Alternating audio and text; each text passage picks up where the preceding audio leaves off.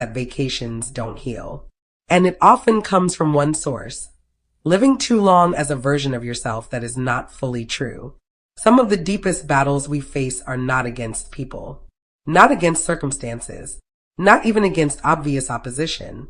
They are internal battles, daily, private negotiations between who we truly are and who we feel pressured to become. Between the identity God designed and the identity the world rewards. Between the voice of the Spirit and the noise of expectations. And the truth is, many people don't lose their lives in one dramatic collapse. They lose themselves in small compromises. They don't wake up one morning and decide to abandon their authenticity. They simply begin to edit themselves. They adjust their tone. They soften their convictions. They over-explain. They second-guess. They become more acceptable, more strategic, more careful.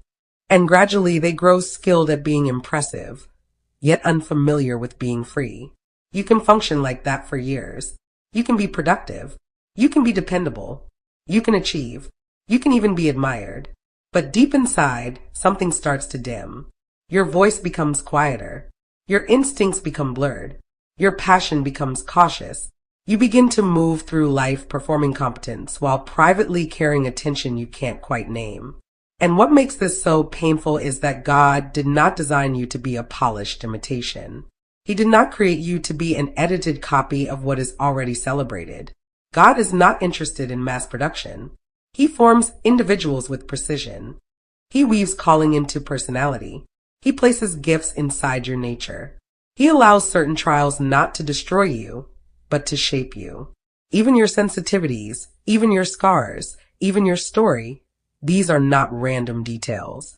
In God's hands, they become part of your assignment, which means the very things you were tempted to hide might actually be the things God intended to use.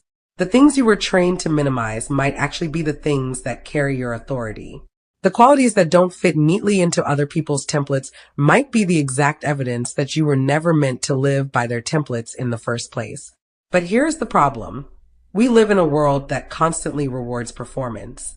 It rewards what looks safe, what looks familiar, what looks controllable. It rewards people who know how to blend, how to read the room, how to keep it smooth, how to keep it professional, how to keep it nice. And if you're not careful, you start confusing wisdom with shrinking. You start confusing maturity with silence. You start confusing peace with self-erasure.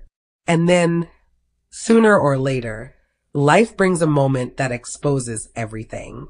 A moment where the pressure rises, where the stakes are real, where the